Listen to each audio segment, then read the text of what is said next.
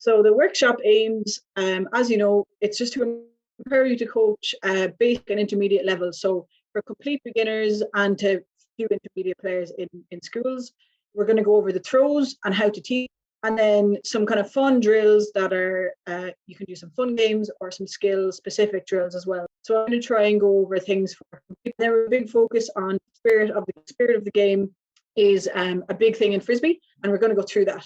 But Frisbee is self-refereed, and spirit of the game is kind of what we strive ourselves to uphold. So we're going to go through that a lot and how you can do that in PE as well. So what is Ultimate Frisbee? So we've got a video here that I'll play that basically, with those who don't, it's a non-contact sport, it's self-refereed, it's played with the disc. You can play on grass pitch, you can play indoors, you can play on sand, and there's different rules. It'll play. A game of Ultimate is played by two teams on a rectangular field with two end zones. Points start with both teams standing in their end zones. To start, one team throws the disc from their end zone to the other team. The receiving team, white, will try to pass the disc all the way down the field and catch it in the opposite end zone. Each player has 10 seconds to throw upon completion. You'll notice that players with the disc cannot run with it. After they catch the disc, they must immediately slow down to a stop, where they must set a pivot foot and pass to a teammate. The defense, the black team, has forced an incomplete throw and will now have a turn on offense. Since white threw an incompletion, they now switch to defense. Teams can transition from offense to defense multiple times over the course of a single point. There is no time limit. Teams may score in a single throw or as many as needed. Ultimate is a non-contact sport. Fouls are called when a player is obstructed from throwing or catching the disc because of physical contact by the defender. In this case, the thrower was hit on the arm, resulting in an incompletion. Since a foul occurred, the thrower will get the disc again, starting fresh with 10 seconds to throw. Here, the defender has just blocked a throw, and once again, white is on offense. Blocks, interceptions, catching the disc out of bounds, and the thrower holding the disc for more than 10 seconds are the 4 ways that turnovers can occur, and possession of the disc switches. Here, 2 players leap for the disc, and the defender in black was able to block it. Ultimate is a very athletic team sport. Not only are players running up and down the field, but they are sprinting, jumping, diving, and cutting at full speed. Ultimate helps players achieve aerobic capacities as well as explosive athleticism. Teamwork is also an important aspect for Ultimate, as everybody can be part of any play at any time. Black is now working the disc up the field. White is playing person-to-person defense, the most common defense in Ultimate, although zones can be used. Black now makes a long throw that is caught in the end zone, resulting in a goal. They have won the point, and a new point will now start with black throwing the disc off to the white team, who will receive and play offense to start. Games can be played to a certain score or timed. Games can be played from 2 players to 2 players up to 7 against 7, depending on the number of participants and available space. The only equipment needed is a disc. Well, there's quite a lot in that, but I'll send it out after anyway. You can watch it again. But basically, in this, there's 2 teams of 7, and you have to pass the disc up pitch. You catch it in an end zone. So they're kind of the most important things that we would do in PE. And we'll go over kind of how to play them and how to adapt them. But in general, for anyone who doesn't know, like, that essentially is how to play Frisbee. So kind of why to teach it in schools? It's quite a good sport to introduce in schools because of the spirit of the game and the different elements. It's a new sport. It's fun. Learning a new skill can be quite beneficial, and it's always good to kind of introduce a new sport in schools where, you know, some people might be really good at soccer and just take over the PE lesson, or some people might be really good at some things and don't pass the ball or whatever. Frisbee is quite good in the way that it's a new sport. It's self-refereed, so people have to communicate really well, and it teaches kind of discipline and contribution. So we're just going to go over some basic throws. So we've got 3 basic throws. We've got backhand, forehand, and overheads. So it's similar to tennis, where you'd have a backhand and a forehand, and then you've also got an added element of an overhead. So I just have a few demonstrations of the backhand. So wait, next slide. So this is the backhand. So this is kind of the main throw that you would know. And if you're, throwing with your friends, if anyone's ever seen a frisbee being thrown, this is the basic one that you would kind of always do. So the key things to say to students when they're throwing is you'd hold it in your dominant hand. You've got your 4 fingers underneath. So it's kind of whatever way you'd like to do it, as long as it's comfortable for you. Where you make sure your thumb is on top, as is in the picture there, and you've got the picture side of the disc up, and then you want to step across your body.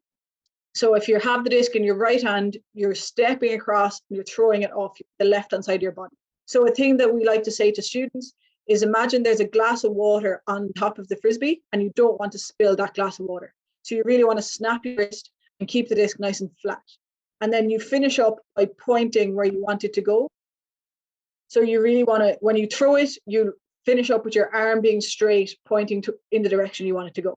So if you go to the next slide, there's some pictures of how to hold it. So just the kind of different grips that you can do. So we've got a few different here. It's kind of up to yourself how you do it. So as you see here, you've got the index finger. You can have it on the rim or underneath. You can have the grip nice and tight, or kind of looser. But basically, you want your thumb on top and you want to keep it as flat as you can so you don't spill the water. And then the next slide, there's a little video of how to throw it. So I think this one is hopefully not as complicated. You just step across your body and you throw.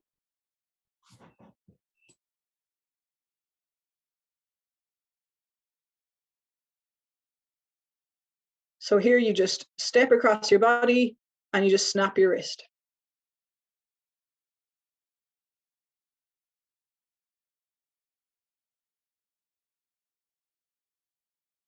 So this is kind of the throw that most beginners and anybody will be able to answer this one pretty quickly. And then we're going to go to the forehand, which is slightly more complicated, but it's just as useful. And as soon as you get the hang of it, it's really handy. So you need to be able to throw off both sides of your body in a game of frisbee. So the forehand it's thrown on the same side of your body as the hand that you're throwing with. So it's like you have your backhand, your forehand. So it's 2 sides of your body. So this one, you want to hold it in your dominant hand with thumb on top again and your fingers underneath. So as the picture here in the bottom right, you can see the 2, your index finger and your middle finger are on the rim, and then your other 2 fingers are underneath. So as the picture, the real life picture that the girl throwing here, that's the kind of motion. You can see her index finger and her thumb. The disc is kind of in that little spot there. So when you're teaching kids to throw, you want to kind of tell them that it's the same motion as whipping a towel. So it's really all about that wrist snap. And you want to keep your elbow out from your body and just really whip that towel. And then to finish up, your arm should be straight, pointing where you want it to go. So as in the picture there, that girl is pointing kind of towards where the disc has just been thrown. So in the next slide, there's a few different pictures again of the grip, just for you to kind of get the hang of. So this one really comes just with practice. It takes a while to get used to it, but as soon as you get it, it gets really good. So here again, there's a few different grips and then some real life pictures of people throwing it. So the wrist looks a bit awkward, but you'll get the hang of it. So again, we just have a little video of just a quick throw on the next slide.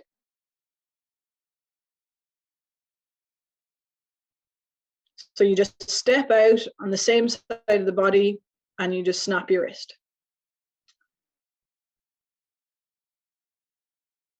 Yeah, so that's kind of the basics of throwing. So we have some drills. We have overheads actually next on the next slide. So your overhead is going to be the same. It's the same grip as the forehand. So it's that grip is again with the 2 fingers underneath, the thumb on top, and then you throw it over your head. So see in the picture here, he's throwing it above his head. So this would be, if you can't get it, if you can't throw it because there's somebody marking you, you can't throw on the left hand side or the right hand side of your body, you throw it over the head.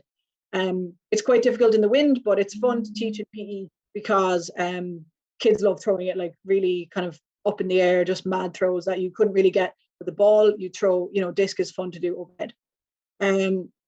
So the next slide has some fun games that you can do. So some basic things that everyone kind of knows how to do, and you just do it with a frisbee instead. So you could do some bowling where you just set up some cones and you try and them over.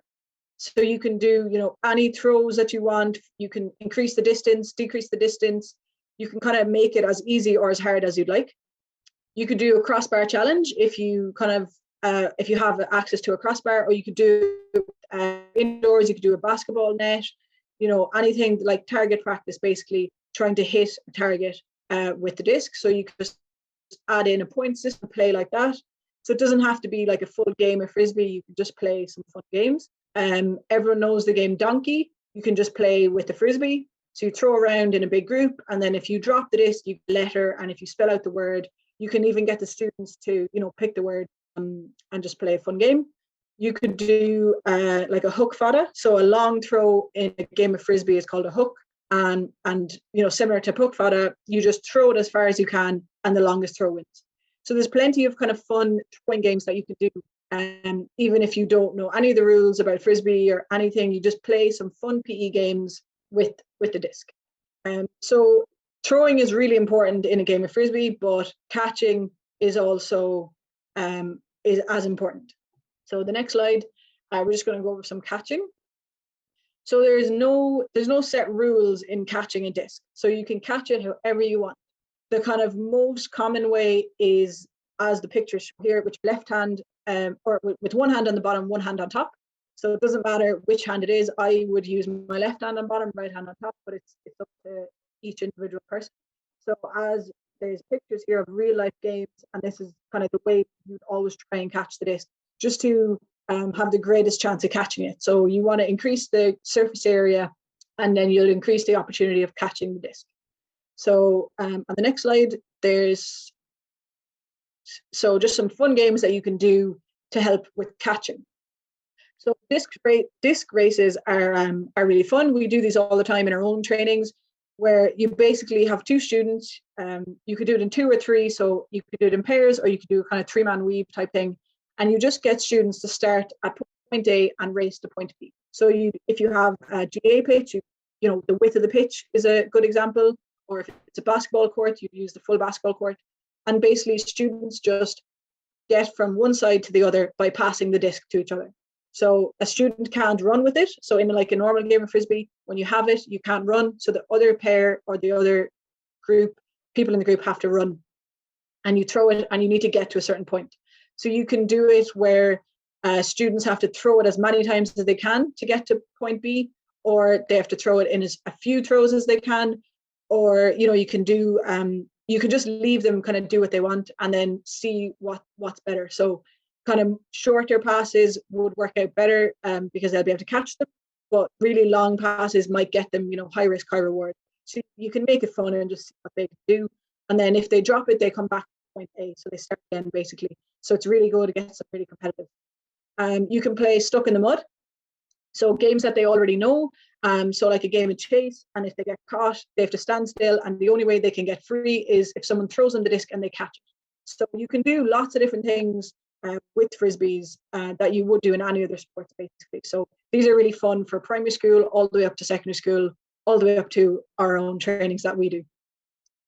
So next slide. So we're just going to go over quickly the rules. I don't want to spend too long on this, but it's just kind of a quick kind of overview of kind of how to play. So the next slide, basically this is what a pitch looks like. But in a PE class, you can basically use whatever space you have available.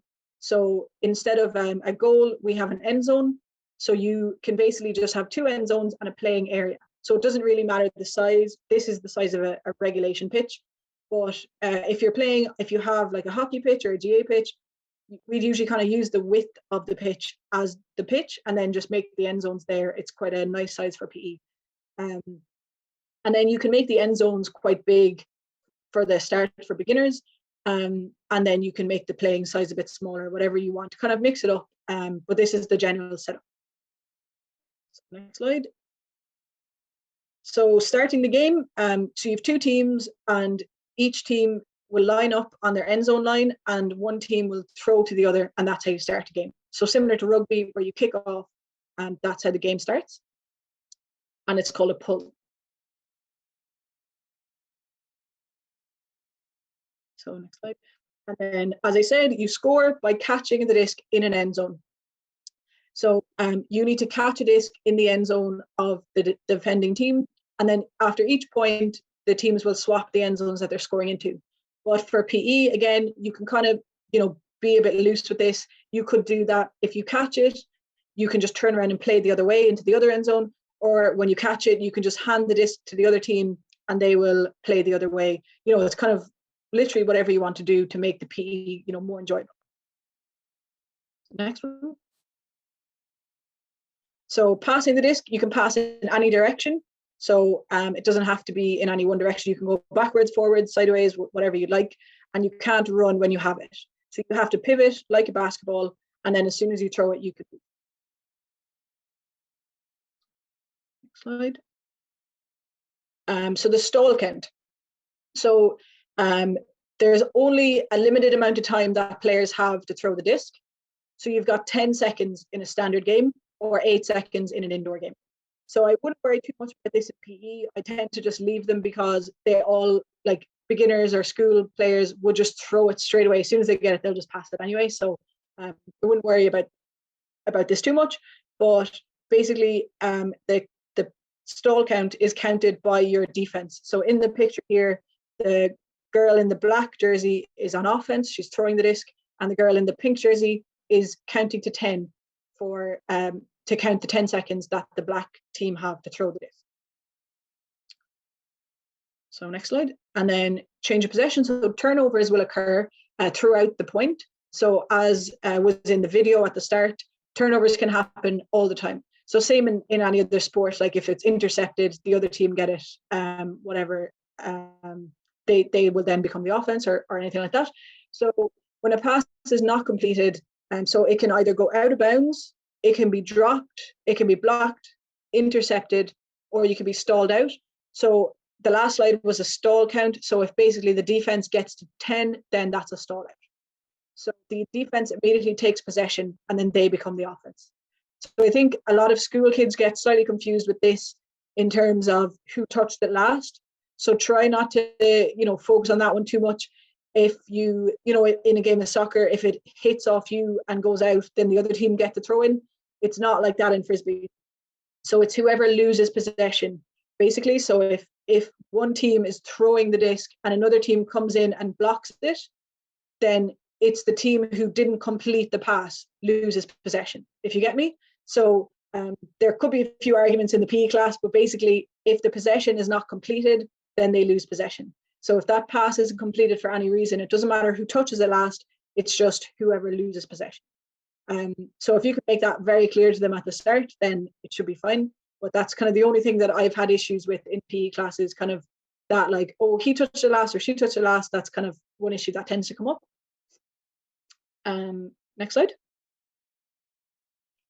So it's non-contact. So this is quite good in schools. I know I struggled a lot with it when I started. I was big into GA and I really didn't understand that it was non-contact, but I definitely see the benefit of it now.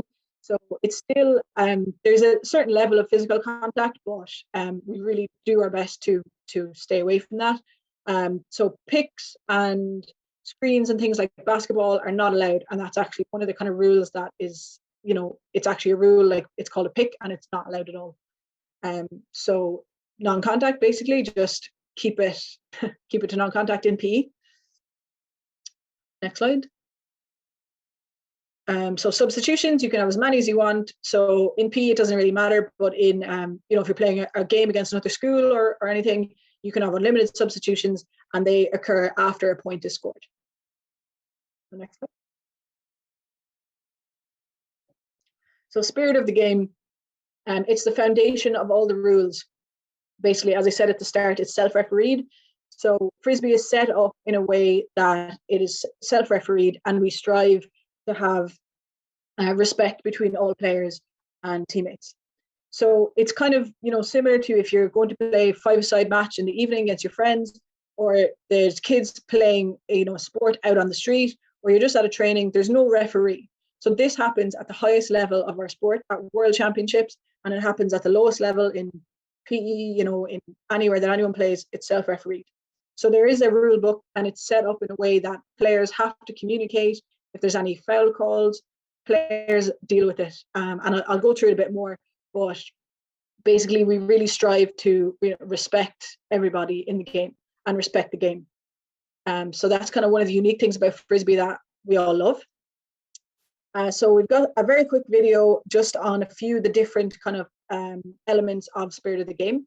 So we can play the video.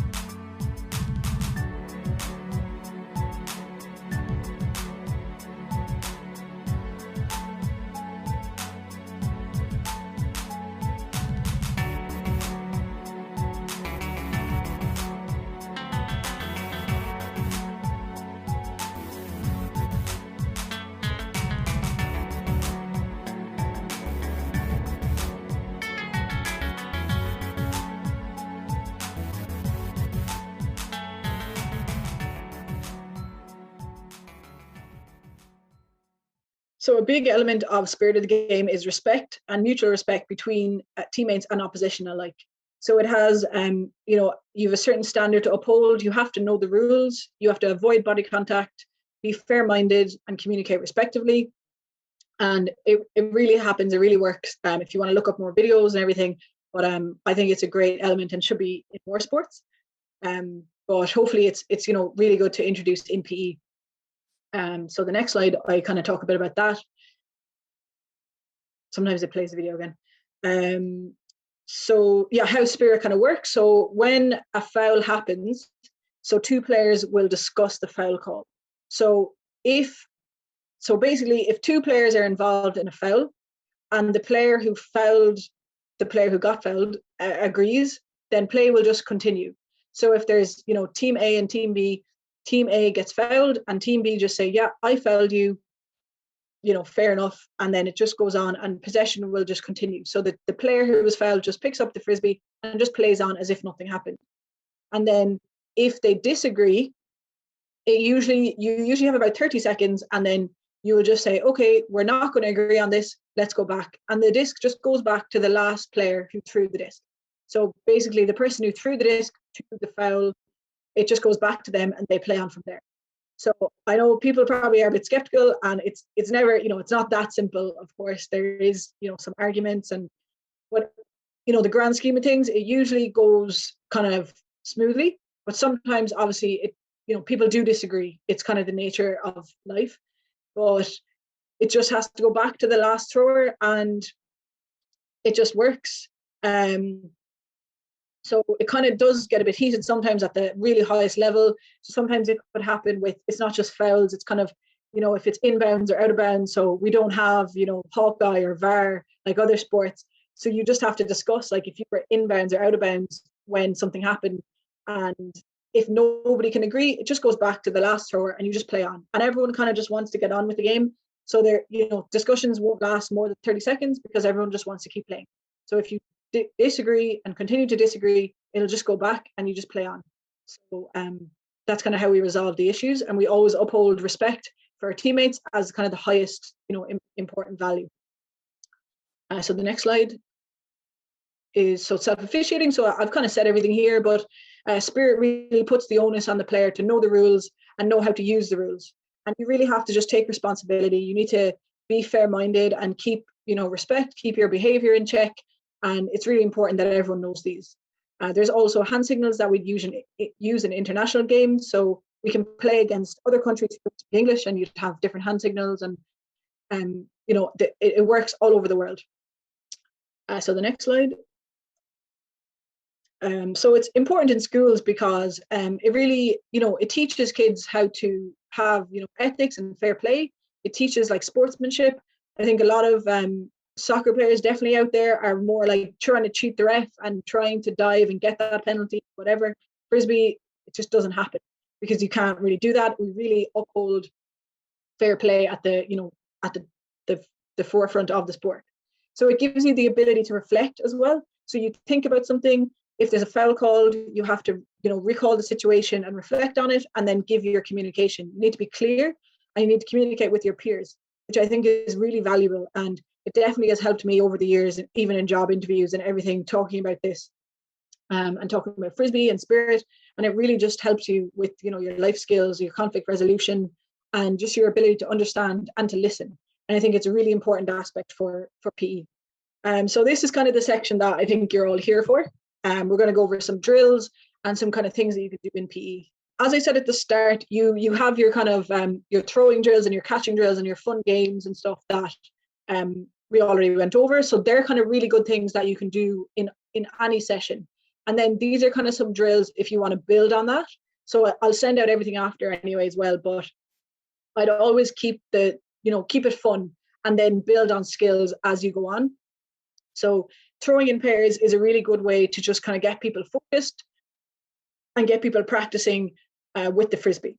So it's really simple. You just get a pair. If you have uneven numbers, you can do it in threes, anything you want. Just get a disc between 2 or 3 and you just throw. So you basically are practicing the throwing.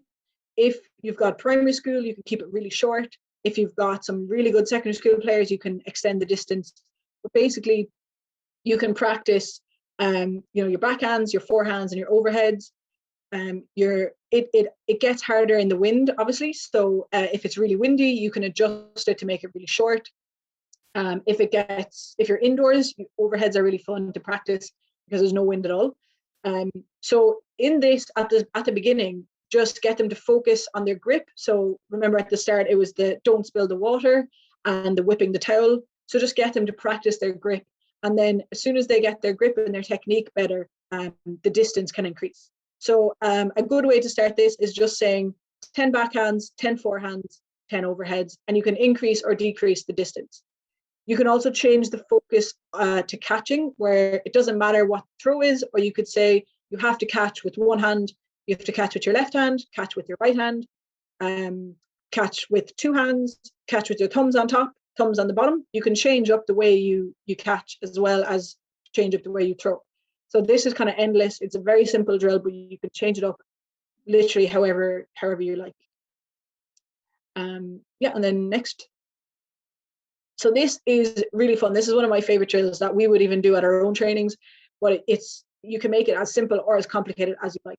So once you get kind of practicing throwing in pairs, and when the students are a bit more confident with the disc, you can play this game. So it's basically the same setup. You just set up some cones at varying distances. So I have 5 meters to 10 meters just as examples, where you can increase or decrease like as much as you want based on the skill level of the students. So you basically are throwing in pairs, and the start there where the A and B and the 5 meters is like the bottom, and then the top would be the green at 10 meters. And students will move closer to the top the more passes they complete. So there has to be a pair basically at each cone. So they start off wherever they want. And then when they drop the disc, they have to run down to the bottom. So you can do this with any number of students because they have to keep constantly moving up and down and up and down. So if nobody drops the disc ever, then they won't move, but they will drop it. So you can make it as easy as hard as you want. So you can say the students at the top, they're the leaders of the line. You can say they have to throw overheads and catch with one hand. And that is quite difficult. So, they're more likely to drop it and then they go back to the start. So you can increase the difficulty as they move up the line, or you can keep it simple. You could get the students at the bottom of the line to call out the instructions. You get them involved that way. And then basically the drill ends when you just set a time limit, and then you can just say, okay, after 3 minutes, whoever's at the top wins, whatever you want. But basically you can do like as many different variations, whatever you want to do in this drill. So it's really, really versatile. So yeah, you can do overheads, one-handed catches, you can do weak hand throws, you can make them pivot and throw. The possibilities are endless really for this one. So this is really good to do with students who aren't as competent at throwing yet, because this is just a running and a catching drill. So everybody can run, and then everyone can attempt to catch and get better at catching. So this is really handy for students who, you're just starting out and their throws aren't really that good yet. And it's really competitive as well. It gets quite competitive. So you just have one thrower, so that would be kind of yourselves, or maybe pick one student. And basically you have two cues, and they're running towards a cone and then turning sharply and running back. So it's kind of a sprint, and students will be competing against each other and then catching it in that area. So I don't have any kind of dimensions because it really depends on what space you have available. You can keep it nice and short, keep it long, depending on how enthusiastic the students are. You can do it indoors or outdoors, but I'd probably do no more than like 10 students per drill, so they're not kind of standing around too long. But it's up to you. If you want the whole class in one drill, you can, make them compete against each other, whatever you'd like. And then for primary schools, I keep it really kind of short and really easy passes. And you can even do it with no defense. So you just have one cue and they're just running out to a certain cone, turning and coming back towards you for a nice easy pass. And then when you get to the secondary school students, I would introduce two cues just so that they're compete against each other. And then if they get really good, you can do, throw it up really high or throw it down low, throw it to the left or the right, or you say they have to catch it with their left hand only, or they have to catch it with their thumbs on top. You can really make it as difficult then as you'd like, and depending on how good they get. And the thrower doesn't have to be that good either, because it's just a really short little pass. This is quite good for students just learning and starting out, but you can also progress it to make it quite difficult. So you can keep it simple at the start with a really short backhand throw. So you have two cues behind the two cones. One cue will be running and the other cue will be throwing. So one cue here in this example in the drill, they'd be on the left. They'll be throwing it into that catching area. So you can make like a big end zone if you want. We can make a small little box depending on how progressed the students are. And then the other cue will run and catch it. So this is kind of a bit of a progression. Instead of throwing it to a partner who's static, this is throwing to a person who's running. So basically all you want to say to them is you throw it out in front. So it's a leading pass. And then you want to catch it at a stride. So you don't want to have to stop and wait for the disc, or you don't want it to be too far from you either. So you can set up, you can do one throwing and one running, and then you can progress to have both cues throwing, where you do a forehand and a backhand. So if you're right-handed here in this example, they'll be throwing backhands on the left and forehands on the right. And then you swap cues every time. And then if they get really good, you can add in defense as well on the runners and on the throwers. So this is a really simple drill that you can do at any different level of play. And if it's if they're quite small, or they're primary schools, or they're just not that advanced, you can just be the thrower and they can do the running, and just keep it really short and just a nice pass, and they just catch it with two hands. So you can really kind of mix it up as much as you'd like. So next, this drill is quite similar. So it's just hook and read. So basically the last drill, but just a bit longer. So you'd kind of do this for students who want to really sprint. So they're at a sprint, they have a defense, there's offense and defense, and they're both running into a catching area or an end zone, and you have one thrower. So you can kind of rotate, so the teacher could be the thrower, or you could have students rotating being the thrower. And you want them to catch it in that big catching area. So it would be, example, like an end zone. But if they get really good, you can make it a smaller catching area. You can do this drill without defense for a while if you want, to get them kind of ready, and then have defense. And if you have kind of strong throwers who'd like to practice and get more of a challenge, then they can do the throwing, or you can do the throwing yourself. This is really good to get like competitive students playing against each other and really competing for the disc.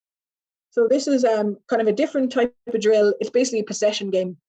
So you can play this, you can do 3-on-3 or 4-on-4, and kind of any size that you'd like. So if you're indoors in a hall, it would be kind of maybe about half a basketball court, or if you're outside on a pitch, you can kind of make it as big or small as you'd like with however many students. But I like to play just 3-on-3 so that everyone gets touches of the disc. And so this is basically a game with no end zones. So you can just do, if you pass the disc 3 times in a row, then you get 1 point. And then if you catch it in the small box, you get 3 points. So you can kind of make that box as big or small as you'd like. And then, yeah, you can change it up basically. So you can play with the small box or just with the big box. And you can kind of decide yourselves. The students could pick what the point system is, or whatever you'd like. So you can make it change it up. And then if a point is scored, so they get 3 in a row, you can keep playing, or you can just hand it to the other team and they have to score. So it's really versatile. So playing some games in PE, as I said at the start, there's the official game is 7v7 on a 100-meter pitch. So this is never really going to happen in PE. So same as any other sport, you wouldn't really play like on a full big pitch with full like 11v11 or 15v15. You kind of just play with whatever you've got. So for Frisbee in particular, I like playing kind of 5v5 in PE so that everyone kind of gets to touch the Frisbee as much as possible. I know when I started playing in PE a good few years ago now, and a lot of people wanted to play like 15v15, and then you could go the whole PE class without even touching the Frisbee, and that's not really fun. So I like to keep it small, that by playing those possession games, 3v3 or 5v5 is kind of better, but it's up to yourselves really. You can make the end zones bigger or smaller as well. I tend to keep the end zones bigger at the start, and then you can make them smaller as the weeks go on. You can also play like 3v2 or 4v5, like, mix and match the numbers on each team to get people thinking. And then some fun kind of game ideas that I like to do. You can do a rule where you can change up the score system. So scores, if you catch in the end zone, are worth 1 point, but you can change it up. So if every player on the team touches it before you score, it could be worth 2 points. Or you can say if there's no turnovers in the whole point, then that's worth 2 points. You can make the rules up as you go along. So we'd usually play an official game at World Championships would be 1st to 15 points, and the game would be over. You can kind of play like, whatever, play to the PE class is over, whatever you'd like. So I have a few tips on lesson plans. I'm going to send out a handbook afterwards, and I've got some introductory lesson plans and some progressions. But in general, I'd like to keep it that, like, I'll just give you lots of drills and ideas on how to do lesson plans, and then you can kind of adapt it to your own school. So we'd like to keep throwing, start off with throwing and getting comfortable with the Frisbee. A lot of students would never have held a Frisbee, so getting comfortable with the Frisbee is like a big thing. And then just play some fun games. So as I went over at the start, do some target practice or the crossbar challenge or stuck in the mud. Just keep it fun. You don't have to overcomplicate it. And then play games, basically like matches for most of the PE session. So as you know yourselves, like, you're the PE teachers, but just kind of mix it up. You can play some possession games or play 5v5 big games with end zones, whatever you'd like. But we'd always say to start off with some throwing and some catching, keep it fun. And when you're playing the rules as well, so I wouldn't worry about the rules too much. I would just say no running with the disc. It's non-contact, and then just explain the turnover rules. And then other than that, just leave them play. Like, I wouldn't worry too much about the, being inbounds or out of bounds, because people kind of tend to drift around a bit anyway. And just keep it like they're going to look to you as the teacher, as the referee anyway. So I wouldn't get into the self-refereeing too much at the start of PE anyway. So I just keep the rules to a minimum, not overcomplicate anything. And then you can add in skill drills as it goes. So then by the end of it, you'd kind of do some throwing and catching, and then a skill drill. So that leading pass drill is a good example. That's always fun. And then always kind of finish up with the game. I just saw there's a popped up offside. So there's no offside in the way that we know offside, like in soccer or whatever. So you can basically stand in the end zone if you want, and someone can throw it to you.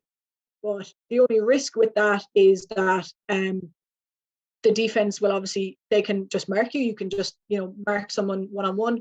Or if it's a turnover, then you're going to be standing in your end zone, like, like goal hanging or whatever. So you're going to be standing there and you won't have time then to run back and defend. So it's kind of up to yourself, but you can, there's no offside in that way. So you can stand there if you want. The offside in Frisbee occurs when the point starts.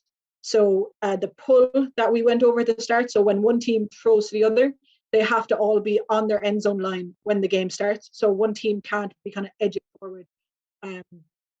But no offside in that sense.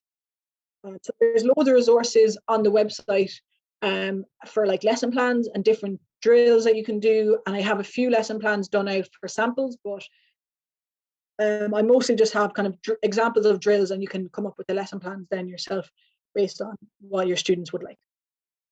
So this hopefully will have given you kind of a basic overview of what Frisbee is, and hopefully you can go and do some PE based on this course and the handbook that I'll send out.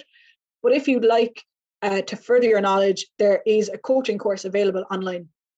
So it's €15. You can sign up on the website, and the registration is open all year. So you can, if you want to do it in September, you can, or if you'd like to get it done now, you can. You can do it online, and it's at your own pace. So you can log in and log out as many times as you want. If you start doing the course, you can come back to it, and there's lots of drills, and there's videos and resources all in that. So once you sign up and pay, you'll be sent a registration link, and you can access that then for as long as you like. So it's on the website. I'll send the link after, but it's kind of a more in-depth. And then there's a questionnaire at the end. There's like a 10-question quiz that you can do as many times as you want. So once you pass, I'll send you a certificate afterwards. But it's all kind of, it'll all be explained in the coaching course. But it's quite good. It's simple enough, but it's kind of more, it's directly related to kind of PE and schools coaching, and there's more kind of drills in that. Then we do have a level 1 coaching course as well. That's a bit more advanced if anyone wants to further their knowledge after they do this, if you'd like to do it. So there's just information basically that I'll send out after, but if you want to buy Frisbees, I saw there's a few comments there about buying discs. The disc, it's 175 grams, and it's the standard Frisbee that everybody plays with. So for schools, for primary schools, secondary schools, and for athletes at the World Championships, it's all the same Frisbee, and I would recommend them just because they, you can't really play with the plasticky one that you'd buy in a shop, really light one. You need kind of the good standard quality one that we have, and they're available on the website. You can contact me at development@irishultimate.com. So the email address would have gotten this link from, and there's our website. There's a newsletter you can sign up to, and there's a registration form that I'll send it after. That it's if you want to sign up to get your school involved in some games. So I'd hope that after you do a few PE lessons, that some schools you might want to compete against other schools. So I'm hoping to kind of put schools in contact with each other. So next slide. That's it. So if you've any questions, you can raise your hand or unmute yourself, or pop them in the chat. But sorry about the technical difficulties at the start, but I hope you've kind of learned a bit anyway about PE and Frisbee and PE, and some drills. I'll send out loads of more information after anyway, but hopefully you got some information on Frisbee that you wouldn't have known before this. But if anyone has any questions or wants to unmute or share any feedback or anything, you can let me know. But I'll send out the information afterwards anyway. But thanks so much, everyone, for coming and for registering, and I hope you enjoyed it.